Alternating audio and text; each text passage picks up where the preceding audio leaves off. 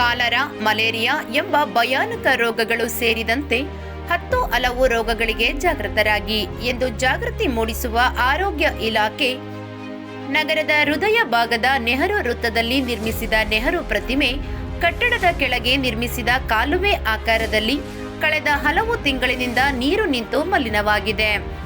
ಇನ್ನು ಸೊಳ್ಳೆಗಳ ತಾಣವಾಗಿ ಉತ್ಪತ್ತಿಯಾಗಿ ನಗರದ ಪ್ರಮುಖ ಹೃದಯ ಭಾಗದಲ್ಲಿ ಈ ಅವ್ಯವಸ್ಥೆ ಕಂಡರೂ ಕಾಣದಂತೆ ಇರುವ ಆರೋಗ್ಯ ಇಲಾಖೆ ಇದರ ಸ್ವಚ್ಛತೆಗೆ ಮುಂದಾಗುವುದಾ ಕಾದು ನೋಡಬೇಕಿದೆ.